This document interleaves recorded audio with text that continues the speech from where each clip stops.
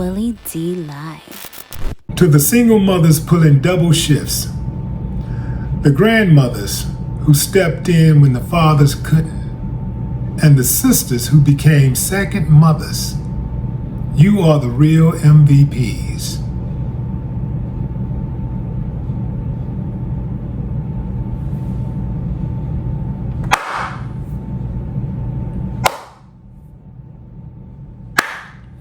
I ain't got no problem with that. Say, fam, Carmelo Anthony just delivered perhaps the best Hall of Fame speech I ever heard.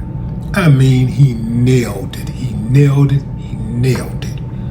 Now, of course, the speech didn't come without controversy.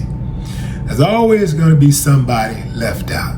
In this situation, most notably, the mother of his son, his ex-wife, who he was with for a total of 17 years, Lala Anthony.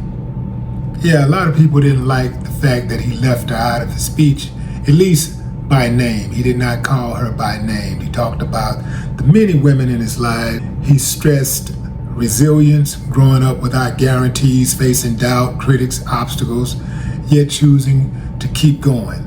He emphasized the importance of belief and perseverance. Even when the path wasn't clear, he stayed devoted to his dreams.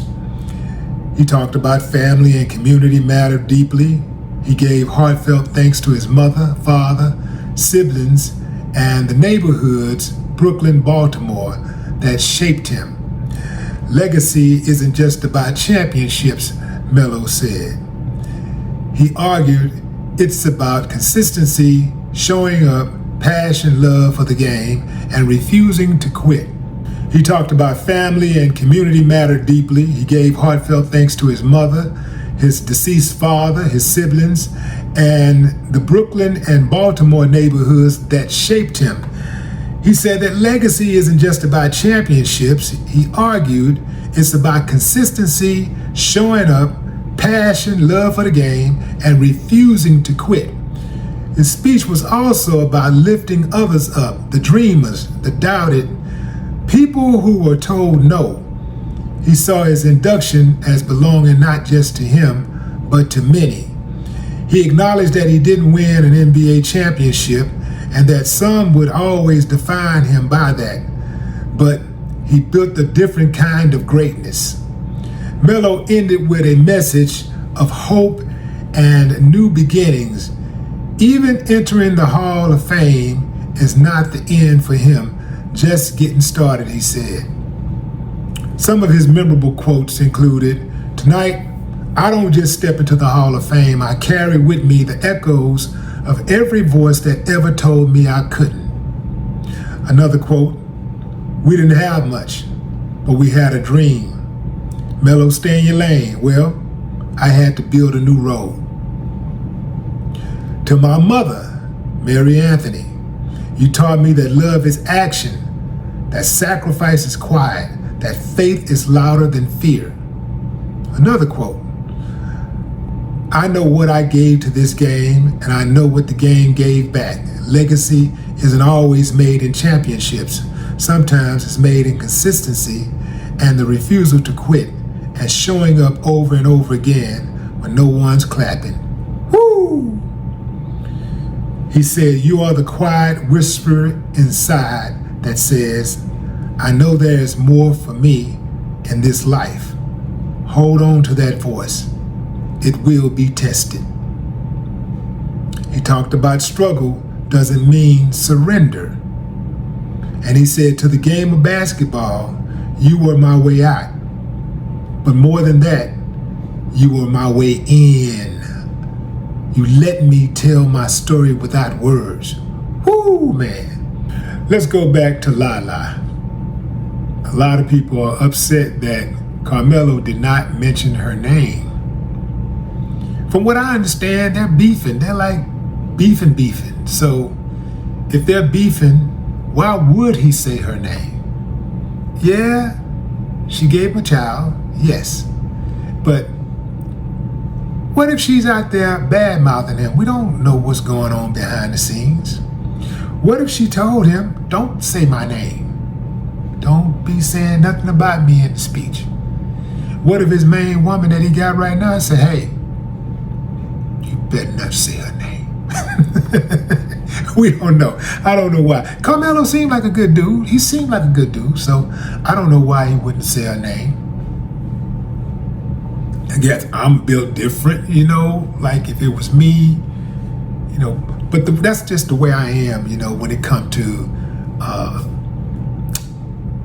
being in a relationship or having been in a relationship for a woman for a long time.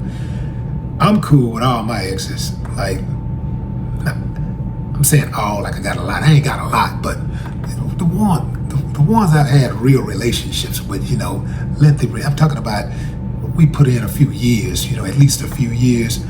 I'm cool with everybody, and everybody cool with me. So, 17 years. Yeah. But like I said, we don't know, family. We don't know. She filed for divorce. You know, we don't know what's going on behind the scenes. That was a big moment. And that's one of those moments where anybody and everybody who you feel like helped you along the way, you show some love to. So, I don't know. I don't know what happened. Another thing that people were saying that she's still walking around with Carmelo's name, although she supposedly hates him so much. What's up with that, fam? Y'all think that's cool, like for a woman to keep a man's name if, you know, once they get divorced? Is that cool?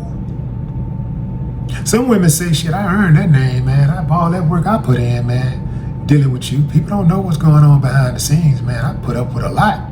I earned that name. That name got value, you know? Until she meet a dude with a bigger name, you know what I'm saying? You kind of keep that name going, you know?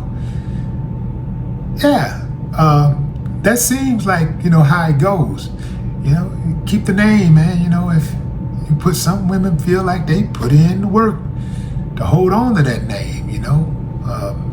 Because, you know, you got the public persona of a celebrity, major public figure. And then you have the private side. And that private side is often totally different from what's presented to the public. But what say you, fam? Drop a comment. I'd love to hear your thoughts. No more talk.